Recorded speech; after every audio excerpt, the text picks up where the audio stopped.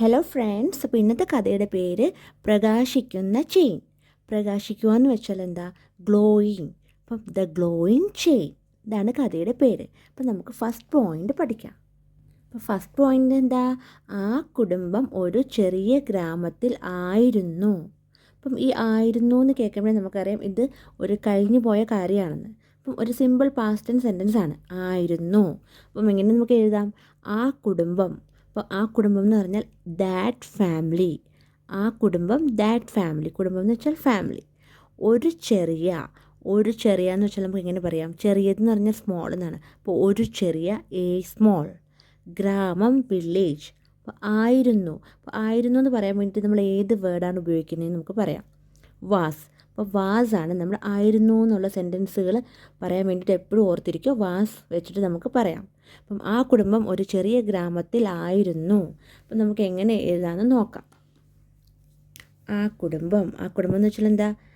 That family ആയിരുന്നു. അപ്പോൾ നിങ്ങൾ വാസ് ഉപയോഗിച്ചിട്ടാണ് എഴുതുന്നത്. എപ്പോഴും ഓർത്തിരിക്കുക, വാസ് നമുക്ക് ഉപയോഗിക്കാം ആയിരുന്നു എന്ന് പറയാൻ വേണ്ടിയിട്ട്. അപ്പോൾ ദാറ്റ് ഫാമിലി വാസ് ഇൻ, എവിടെയായിരുന്നു? ഇൻ എ ചെറിയ ഗ്രാമത്തിൽ, സ്മോൾ വില്ലേജ്. വില്ലേജ് എന്ന് വെച്ചാൽ ഗ്രാമം. അപ്പം എങ്ങനെയാ? ആ കുടുംബം ഒരു ചെറിയ ഗ്രാമത്തിൽ ആയിരുന്നു. That family was in a small village. That family was in a small village. അപ്പം ആ കുടുംബം ഒരു ചെറിയ ഗ്രാമത്തിലായിരുന്നു. That family was in a small village. അപ്പോൾ നെക്സ്റ്റ് പോയിന്റ് പഠിക്കാം. സെക്കൻഡ് പോയിന്റ് എന്താ? വീട് പഴയതും നിശബ്ദവുമായിരുന്നു. അപ്പോൾ ഇവിടെയും ആയിരുന്നു. അപ്പോൾ നമ്മൾ തൊട്ട് മുമ്പ് പഠിച്ചു ആയിരുന്നു എന്ന് പറയാൻ വേണ്ടി നമ്മൾ എന്ത് വേർഡാണ് ഉപയോഗിക്കേണ്ടത്? വാസ്. അപ്പം ഇവിടെ അങ്ങനെയാണ്, വീട് പഴയതും നിശബ്ദവുമായിരുന്നു. അപ്പോൾ നമുക്ക് എങ്ങനെ എഴുതാം? വീട് എന്ന് വെച്ചാൽ ഹൗസ് എന്ന് പറയാം, ഹോം എന്ന് പറയാം. പഴയെന്ന് പറഞ്ഞാൽ എന്താ? ഓൾഡ്. അപ്പം നിശബ്ദത എന്ന് പറഞ്ഞാൽ സൈലൻറ്റ്. അപ്പം ഇവിടെ എങ്ങനെ നമുക്ക് എഴുതാൻ നോക്കാം. വീട് പഴയതും നിശബ്ദവുമായിരുന്നു. വീട്. അപ്പം നമുക്ക് എങ്ങനെ എഴുതാം? ദ ഹൗസ് ആയിരുന്നു എന്ന് പറയാൻ നമ്മൾ വാസ് ഉപയോഗിച്ചു. ദ ഹൗസ് വാസ് ഓൾഡ്, പഴയതും. പിന്നെന്താ?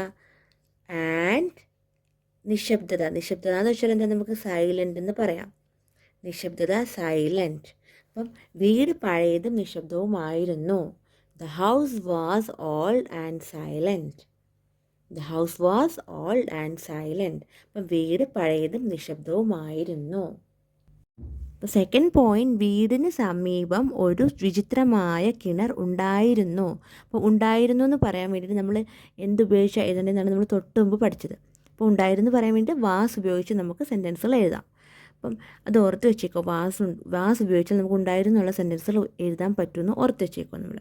അപ്പം വീട്, ഹൗസ്, ഹോം എന്തെങ്കിലും നമുക്ക് എഴുതാൻ പറ്റും ഏതെങ്കിലും. അപ്പം സമീപം അല്ലെങ്കിൽ വീടിന് സമീപം. അപ്പം സമീപം എന്ന് വെച്ചാൽ എന്താ? നിയർ. ഒരു വിചിത്രമായ എന്ന് പറയുമ്പം സ്ട്രേഞ്ച്. അപ്പം ഓർക്കുക, ഒരു വിചിത്രമായ സ്ട്രേഞ്ച്. കിണറിൻ്റെ ഇംഗ്ലീഷ് വേർഡ് എന്താ? വെൽ. അപ്പോൾ ഉണ്ടായിരുന്നു എന്ന് പറയാൻ വേണ്ടി നമ്മൾ വാസ് ഉപയോഗിച്ച് നമുക്കിത് എഴുതാം. അപ്പം വീടിന് സമീപം ഒരു വിചിത്രമായ കിണർ ഉണ്ടായിരുന്നു നമുക്ക് എങ്ങനെ എഴുതാമെന്ന് നോക്കാം.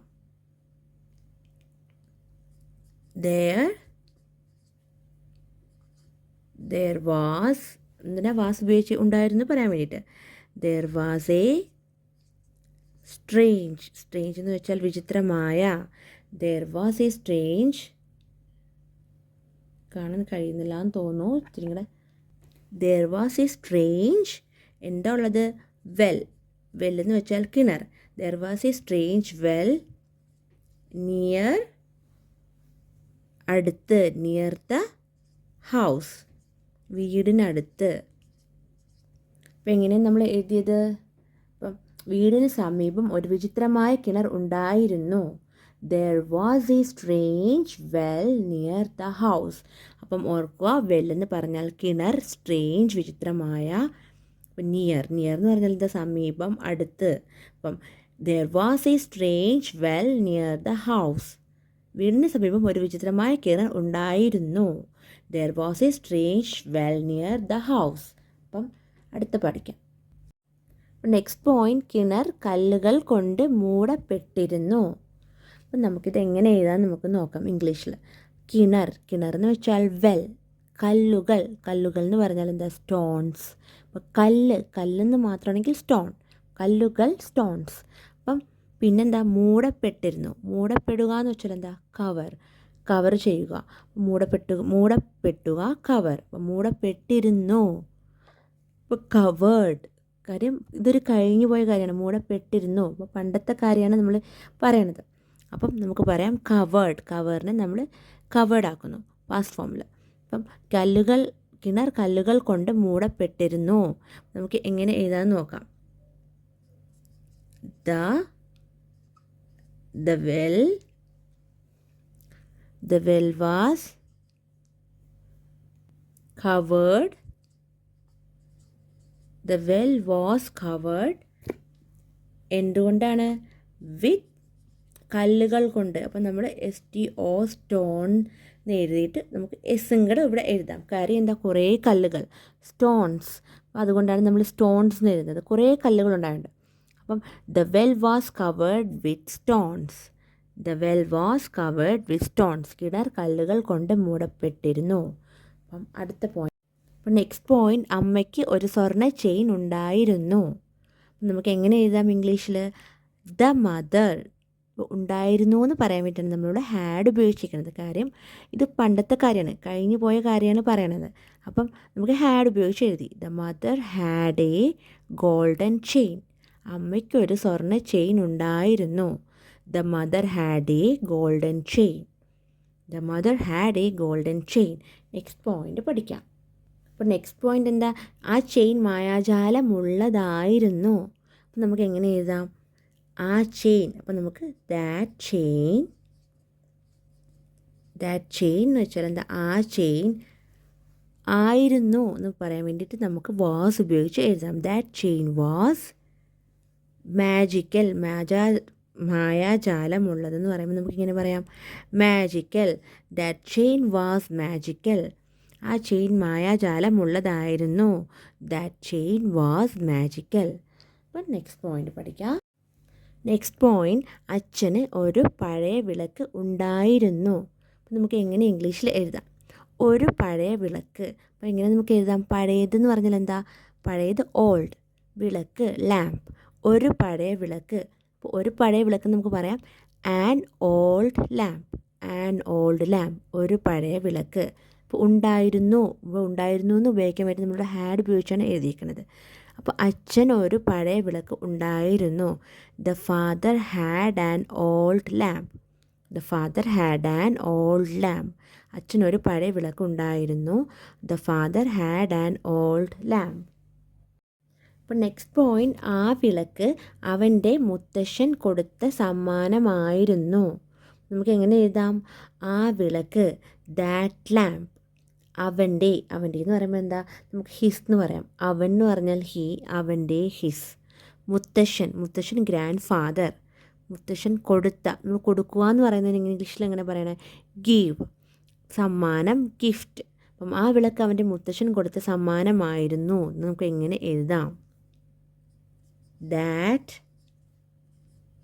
That lamp. ആ വിളക്ക്, ദാറ്റ് ലാമ്പ് ഹാഡ് ബീൻ നമ്മളിവിടെ യൂസ് ചെയ്തിട്ടാണ് എഴുതുന്നത്. ഹാഡ് ബീൻ ഉപയോഗിച്ചിട്ടാണ് ഈ ഒരു സെൻറ്റൻസ് നമ്മൾ എഴുതുന്നത്.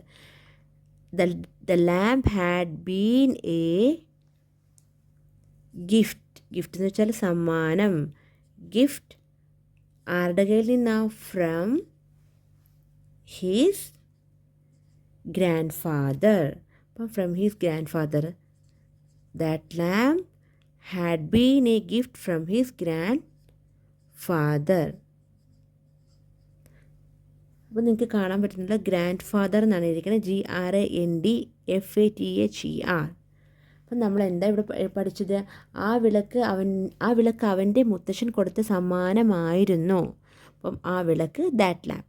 അപ്പം had been a gift from his grandfather. അപ്പം അവൻ്റെ മുത്തശ്ശൻ കൊടുത്ത സമ്മാനമായിരുന്നു ആ വിളക്ക്. അപ്പോൾ ആ വിളക്ക്, that lamp had been a gift from his grandfather. അപ്പോൾ നെക്സ്റ്റ് പോയിൻ്റ് എന്താ? ഒരു രാത്രി ആകാശം ചുവപ്പായിരുന്നു. അപ്പോൾ നമുക്ക് എങ്ങനെ എഴുതാം? ഒരു രാത്രി, വൺ നൈറ്റ്. ആകാശം എന്ന് വെച്ചാൽ എന്താ? സ്കൈ. ചുവപ്പായിരുന്നു, ചുവപ്പ് എന്ന് പറഞ്ഞാൽ എന്താ? റെഡ്. അപ്പം ചുവപ്പായിരുന്നു എന്ന് എഴുതാൻ വേണ്ടി നമ്മൾ എങ്ങനെ എഴുതേണ്ടത് നമുക്ക് നോക്കാം. ഒരു രാത്രി ആകാശം ചുവപ്പായിരുന്നു. അപ്പം വൺ നൈറ്റ്. ഒരു രാത്രി എന്ന് പറയുമ്പോൾ വൺ നൈറ്റ്.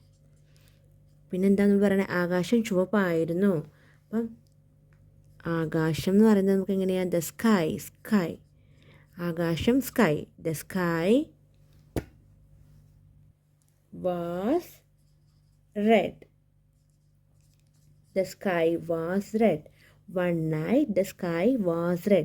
കാര്യം എന്താ? ആകാശം ചുവപ്പായിരുന്നു. The sky was red. അപ്പം അതിന് നമ്മൾ വാസ് ഉപയോഗിച്ച് എഴുതായിരുന്നു എന്ന് പറയാൻ വേണ്ടിയിട്ട് നമ്മൾ വാസ് ഉപയോഗിച്ചു. അപ്പോൾ എങ്ങനെയാണ്? ഒരു രാത്രി ആകാശം ചുവപ്പായിരുന്നു. One night the sky was red. One night the sky was red. Next point. അപ്പം നെക്സ്റ്റ് പോയിന്റ്, മേഘങ്ങൾ വേഗത്തിൽ നീങ്ങുകയായിരുന്നു. നമുക്ക് എങ്ങനെ എഴുതാം? മേഘങ്ങൾ. മേഘം എന്ന് പറഞ്ഞാൽ എന്താ? ക്ലൗഡ്. ഇവിടെ മേഘങ്ങൾ എന്ന് പറഞ്ഞുകൊണ്ട് നമുക്ക് ക്ലൗഡ്സ് എന്ന് എഴുതാം. വെച്ചാൽ കുറേ മേഘങ്ങളുണ്ട്. അപ്പം ക്ലൗഡ്സ്. വേഗം. വേഗം എന്ന് പറഞ്ഞാൽ എന്താ? ഫാസ്റ്റ്. വേഗം, ഫാസ്റ്റ്. നീങ്ങുക. നീങ്ങുക എന്ന് പറഞ്ഞാൽ മൂവ്. അപ്പം ഇവിടെ നീങ്ങുക എന്ന് പറഞ്ഞാൽ മൂവാണ്. അപ്പം നമ്മളിവിടുത്തെ സെൻറ്റൻസ് മൂവിങ് ING യൂസ് ചെയ്തിട്ട്. നെക്സ്റ്റ് പോയിന്റ്, മേഘങ്ങൾ വേഗത്തിൽ നീങ്ങുകയായിരുന്നു. അപ്പം നമുക്ക് എങ്ങനെ എഴുതാം ഇംഗ്ലീഷിൽ? മേഘം. മേഘം എന്ന് പറഞ്ഞാൽ ക്ലൗഡ്. ഇവിടെ മേഘങ്ങൾ, കുറേ മേഘങ്ങളാണ്. അപ്പം നമുക്ക് ക്ലൗഡ്സ്, നമ്മൾ ക്ലൗഡിൻ്റെ കൂടെ എസ്സും കൂടെ ആഡ് ചെയ്തു. കുറേ ക്ലൗഡ്സ് ഉണ്ടായുണ്ട്. മേഘം എന്ന് പറഞ്ഞാൽ മാത്രം ക്ലൗഡ് എന്ന് എഴുതാം. എസ് ഉപയോഗിക്കാതെ ക്ലൗഡ് എന്ന് എഴുതാം. ഇത് മേഘങ്ങൾ എന്നായതുകൊണ്ട് നമുക്ക് ക്ലൗഡ്സ് എസ്സും കൂടെ ഉപയോഗിച്ച് എഴുതി. വേഗം. വേഗം എന്ന് പറഞ്ഞാൽ ഫാസ്റ്റ്. നീങ്ങുക. നീങ്ങുക എന്ന് പറഞ്ഞാൽ എന്താ? മൂവ്. അപ്പം മേഘങ്ങൾ വേഗത്തിൽ നീങ്ങുകയായിരുന്നു. The clouds were moving fast. The clouds were moving fast. മേഘങ്ങൾ വേഗത്തിൽ നീങ്ങുകയായിരുന്നു. The clouds were moving fast. അപ്പോൾ ഇവിടെ എന്താ വേർ വന്നത്? കാര്യം ദ ക്ലൗഡ്സ്. കാര്യം ഇവിടുത്തെ സബ്ജക്റ്റ് എന്ന് പറഞ്ഞാൽ ഇതൊരു പ്ലൂറൽ സബ്ജക്റ്റാണ്. കുറേ മേഘങ്ങൾ. ഇപ്പം ഇവിടെ ഒരു സിംഗുലാർ സബ്ജക്റ്റ് ആണെങ്കിൽ നമുക്കിവിടെ വാസ് ഉപയോഗിച്ചിട്ട് എഴുതാം. കാര്യം പ്ലൂറൽ സബ്ജക്റ്റ് ആയതുകൊണ്ടാണ് നമ്മളിവിടെ വേർ ഉപയോഗിച്ചത്.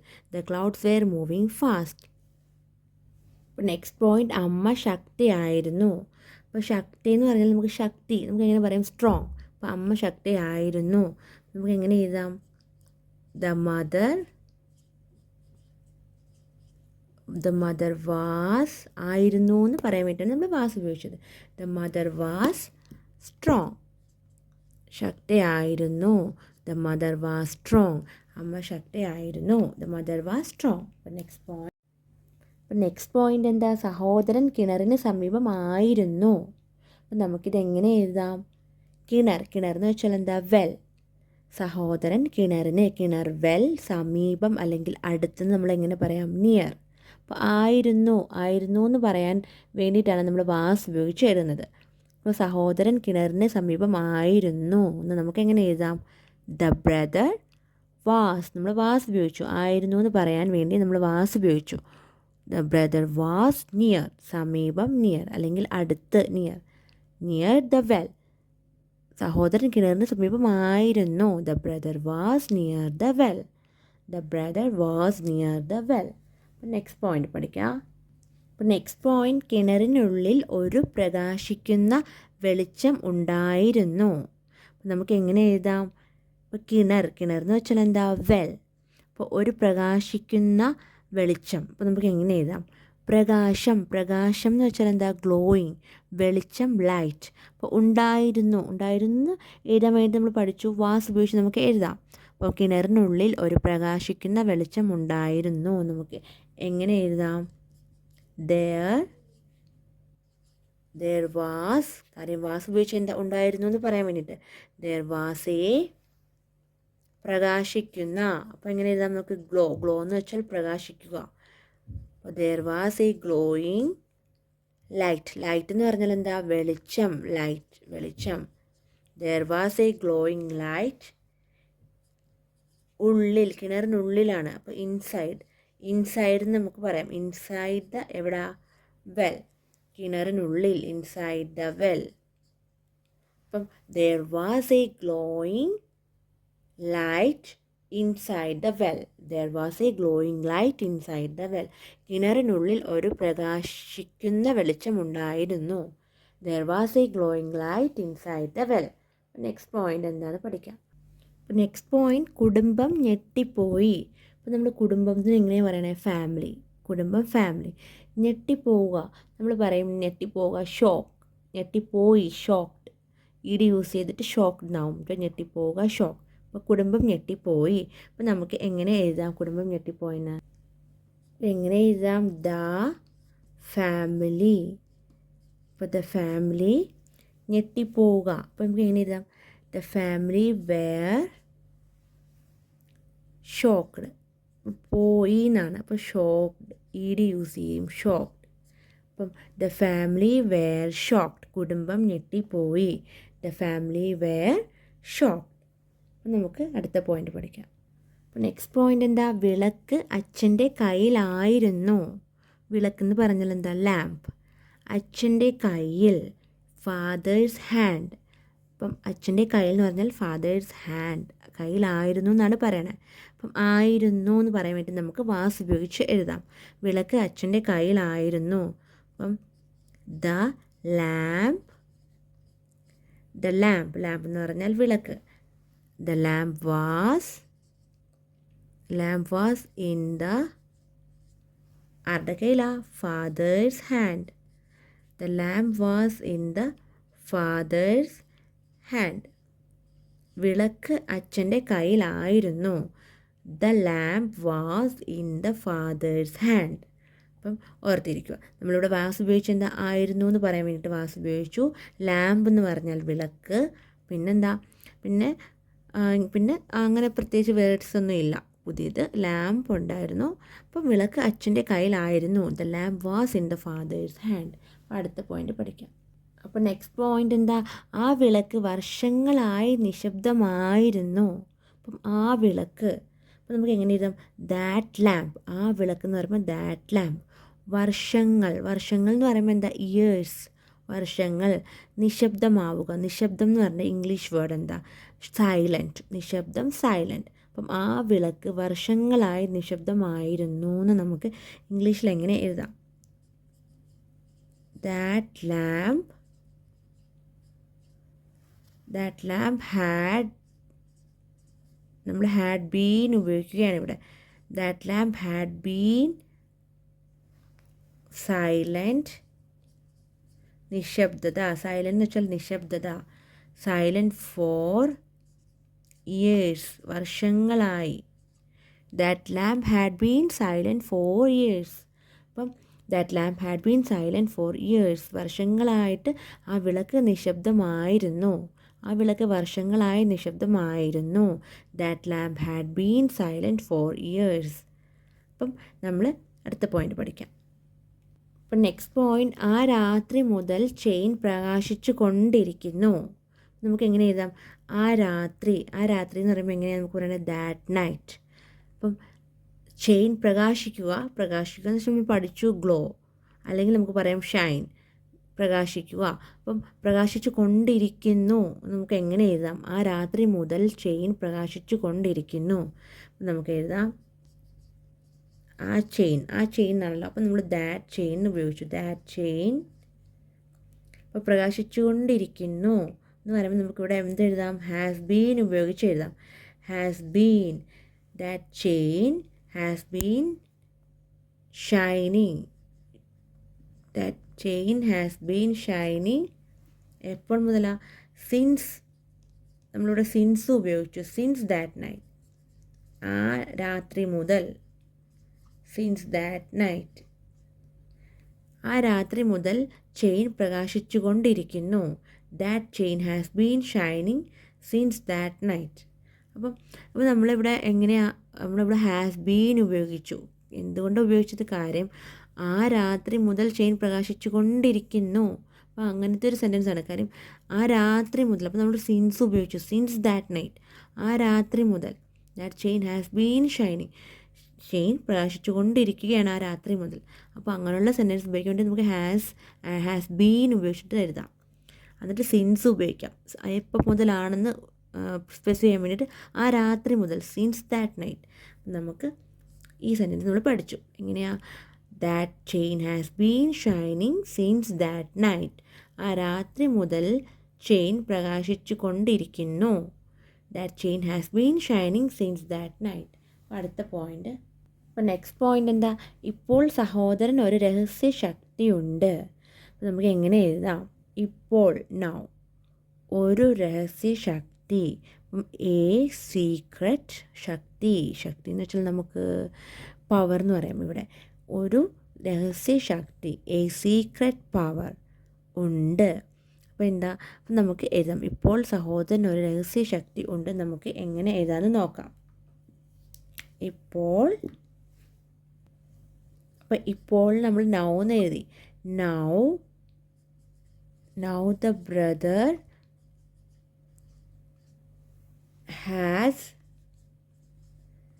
has a secret power. Secret is C-C-R-E-T. Secret power.